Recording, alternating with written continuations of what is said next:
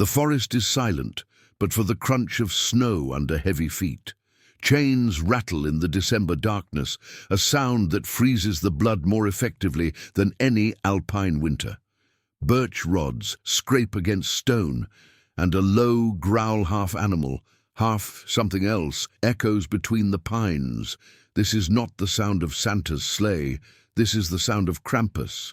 For centuries, as families across the Alps decorated their homes and prepared their feasts, they also listened for this other visitor. He came not with gifts, but with punishment, not with joy, but with primal fear. He is the shadow cast by the Christmas candle, the dark twin to St. Nicholas, a horned demon with roots sunk deep into the pagan soil of pre-Christian Europe. Tonight, we step away from the warmth of the hearth and into the blizzard of folklore, history, and suppression. This is the story of Krampus, the Christmas demon they tried to erase.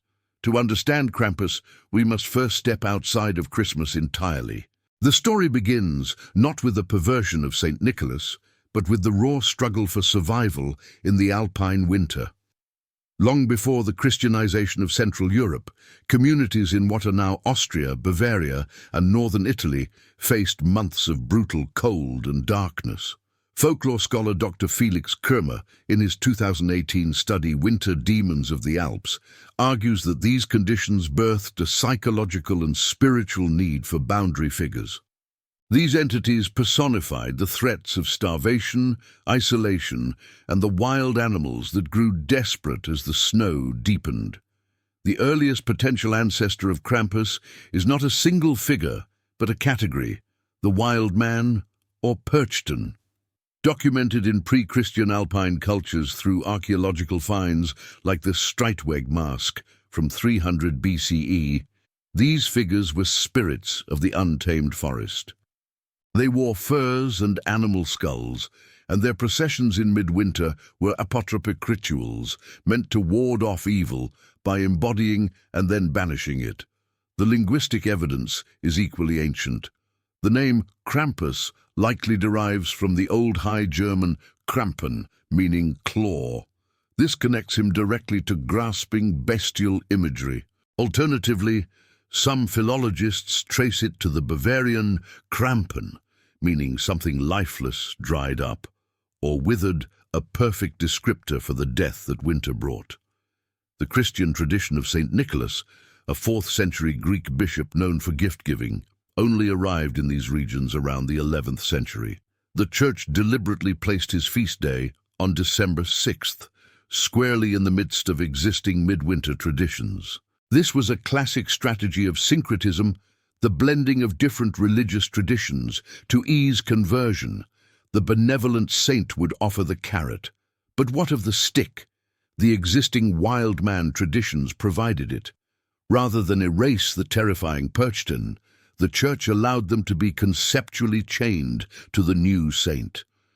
They became his dark entourage, their chaotic energy redirected toward enforcing Christian morality. This fusion created the essential duality. Nicholas rewarded the good children, while his horned companion punished the bad.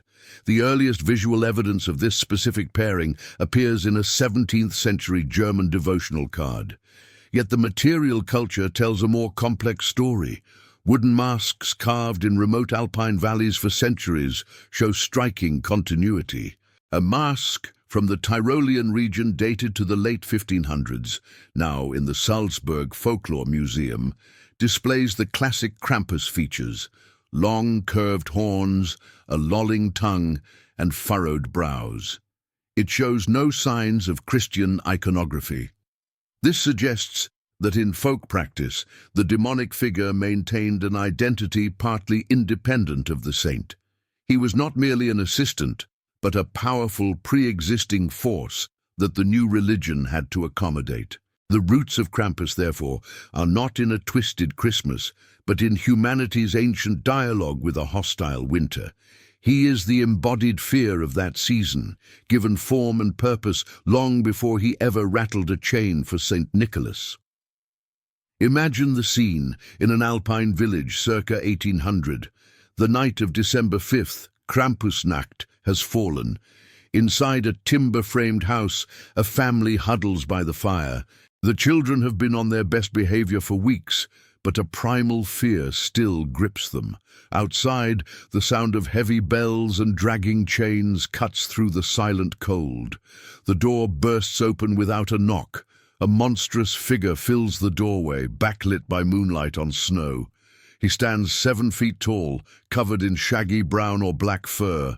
Curved ram's horns spiral from his head. His face is a nightmare mask of wood and fur, with glowing eyes and a long red tongue lolling over jagged teeth. This is Krampus, and he has come for an accounting. He stomps into the room, the scent of pine resin and wet animal hide filling the air. His eyes scan the cowering children. In one clawed hand, he carries a bundle of birch branches, the rootin, stripped of leaves and bound tight. In the other, he drags a rusty chain that screeches against the floorboards. He points a gnarled finger at a boy who'd been caught stealing apples. The child whimpers. Krampus advances, his breathing a low rumble. He doesn't speak. His menace is entirely physical. He seizes the boy and, with a swift motion, delivers several sharp swats with the birch rods. The sting is more shocking than severely painful, a symbolic correction. For a child deemed truly wicked, the punishment was more severe. Krampus would open the wicker basket, the kraxen strapped to his back. He would stuff the screaming child inside, threatening to carry them away to his dark forest lair or even hurl them into a river. The performance was terrifyingly real to the children, a visceral lesson in communal morality. After the punishment, Krampus would often drop a piece of coal, a turnip or a small blackened potato at the child's feet, a tangible marker of their failure. Then, with a final shake of his chains, he would turn and lumber back into the night, leaving behind a shaken but instructed household. This ritual was not random cruelty, but a highly structured social practice. Ethnographic records compiled by folklorist Rudolf Kriss in the 1930s, based on interviews with elderly villagers, detail the precise codes. The Krampus performer was almost always a young, unmarried man from the community, sworn to secrecy. His costume was crafted over months, often passed down through families. The birch rods had to be freshly cut after the first frost. The performance followed set routes through the village, ensuring every household was visited. This was community theatre with the highest stakes, the moral education of the next generation. The ritual served multiple psychological and social functions. It externalized the concept of punishment, removing it from the parents and placing it in the realm of the mythical. It created a shared, cathartic experience of fear that strengthened communal bonds. And crucially, it marked the boundary between the chaotic wilderness and the ordered safety of the home.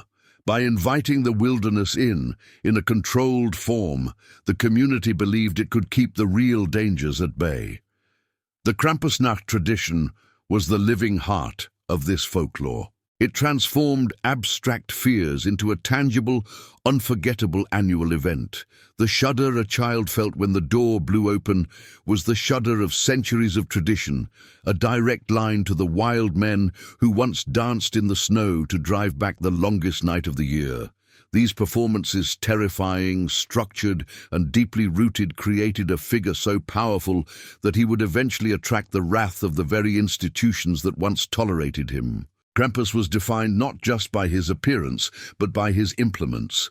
Each item he carried was a dense symbol, a piece of material culture encoding specific meanings. The most iconic was the bundle of birch rods, the rootin.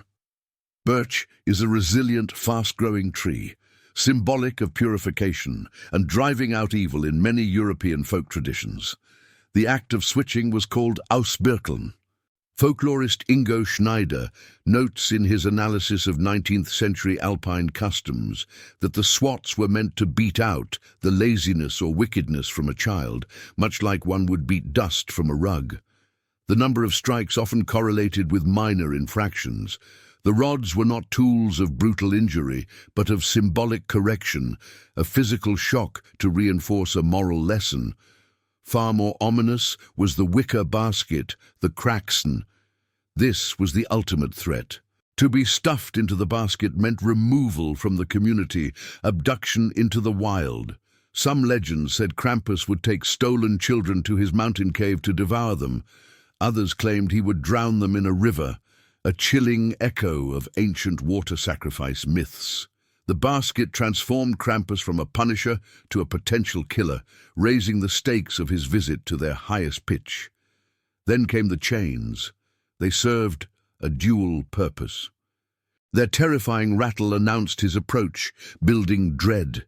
Symbolically, they represented his supposed bondage to Saint Nicholas, yet in many performances Krampus would wildly shake and drag them, suggesting a force barely under control. The chains may also be a distant memory of winter solstice traditions, where noise was used to frighten away evil spirits. Finally, the bells strapped to his costume. Large, heavy cowbells created a dissonant, crashing sound. In the context of European folk magic, bells have apotropaic qualities. Their sound can drive away malign influences. This creates a fascinating paradox. The demonic Krampus wore objects meant to ward off demons. This implies that the figure himself was a complex, ambivalent force. He was a necessary evil, a contained darkness employed to purge lesser evils from the home. The material evidence for these tools is extensive. Museums across the Alpine region house collections of 19th-century rutan bundles, often meticulously crafted with decorated handles. The baskets show specific regional weaving patterns. A particularly well-preserved costume from Styria, Austria, circa 1880, includes all these elements: fursuit, carved wooden mask with real ram horns, a weighty chain with hand-forged links, and a basket with a leather strap worn smooth by use. Analyzing these objects reveals a folk art tradition of remarkable sophistication. The masks themselves are masterpieces of rural craftsmanship. Carved from alder or pine, they evolved into distinct regional types. The Gasteiner style from Salzburg featured enormous curling ibex horns. The Untersberg style near Berchtesgaden emphasized a more human-like but deeply scowling face with smaller horns. Each valley had its own signature, passed from one generation of carvers to the next. This was not a static monster, but a living tradition adapting to local identity. The tools of Krampus were therefore never mere props. They were the physical lexicon of a moral language spoken in the dead of winter. The swish of the birch, the clank of the chain, the creak of the wicker. These were the sounds of a society negotiating the boundaries between good and evil, safety and peril, using the most tangible means possible. The organized campaign to erase Krampus began in earnest with the Catholic Church's Counter-Reformation in the 16th and 17th centuries. As the Church sought to standardize belief and purge pagan remnants, folk traditions like Krampusnacht became targets. Local priests delivered sermons condemning the practice as devil worship. A 1616 diocesan decree in Salzburg forbade the unchristian and devilish masks and runnings associated with St. Nicholas's Day. Church authorities argued that by dressing as a demon, performers were inviting actual demonic influence into the community. They saw not a symbolic morality play, but a dangerous inversion that glorified evil. This theological opposition continued for centuries. In 1890, the Catholic magazine Der Scherer published a blistering editorial calling Krampus a disgraceful abuse and a relic of heathen times that should be replaced with the pure, holy figure of the Christ child.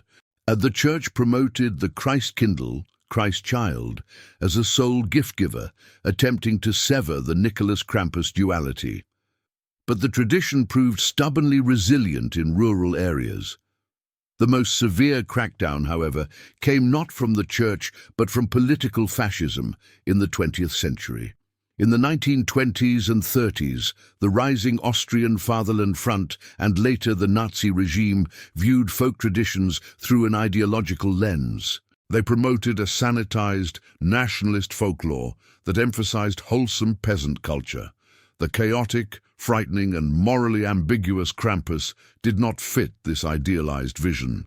The Nazis, in particular, saw such traditions as irrational, superstitious, and disorderly, antithetical to their image of a disciplined modern state. The suppression turned violent. Let's visualize a specific historical moment. The town of St. Johann im Pongau, 1934.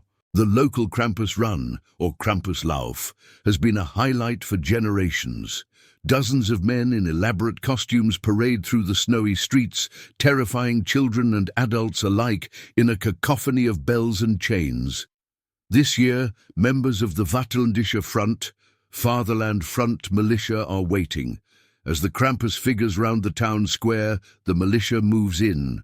They tear the masks from the performers' heads. They confiscate and smash the carefully carved wooden faces and birch bundles. Several performers are arrested for disturbing the peace and public mischief. The message is clear. This tradition is now forbidden. Similar crackdowns occurred across Austria and Bavaria.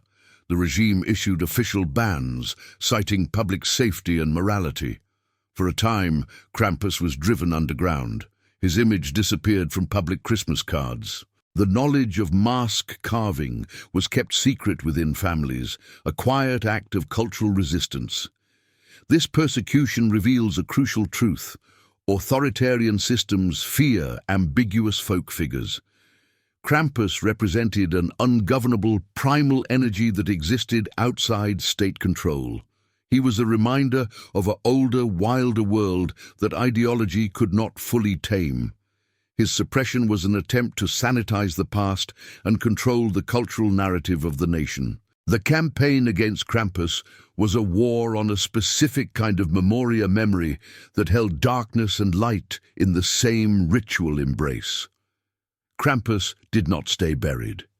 His resurrection began slowly after the end of World War II and the collapse of the Nazi regime. In remote villages, the traditions had never fully died. They had simply gone quiet. In the 1950s, cautious Krampus runs reappeared. However, the true revival began in the late 20th century, fueled by two interconnected forces: postmodern nostalgia and global popular culture. Scholars like Dr. Sarah H. Eicher trace the modern Krampus cult to the 1970s and 80s, when Austrians and Germans began rediscovering and romanticizing pre-war folkways as an antidote to modernity's blandness. This was no longer purely a folk practice, but a conscious revival, often more theatrical and less focused on child punishment. The Krampuslauf evolved into spectacular parades, with hundreds of participants, intricate costumes, and competitive categories. The city of Schladming in Austria now hosts one of the largest, drawing tens of thousands of spectators. Simultaneously, Krampus began to escape the Alps. His image migrated through niche channels: heavy metal album art, underground comic books, and role-playing games like Dungeons and Dragons, where he was listed as a monster. The pivotal moment for global awareness came with the 2015 Hollywood horror comedy film Krampus, directed by Michael Dougherty. While taking major liberties with the folklore, the film introduced the concept to a massive international audience. Almost overnight, Krampus became a marketable icon. You could now buy Krampus-themed ornaments, sweaters, and craft beers in North America. This commercialization creates a fascinating tension. Is the global Krampus the same as the Alpine one? Anthropologist Dr. Linda M. Schurter argues in her 2020 paper, The Commodified Demon, that they have diverged. The Americanized Krampus is often stripped of his specific social function as a moral enforcer. He becomes a generic Christmas monster, a spooky alternative to Santa's sweetness, sometimes even portrayed as an anti-hero. This reinterpretation is not necessarily inauthentic. It is how folklore travels and adapts. Meanwhile, in the Alps, the tradition faces its own modern dilemmas. Concerns about excessive violence and drunk performers at some runs have led to calls for regulation. Some towns now require performers to register their masks and undergo safety briefings.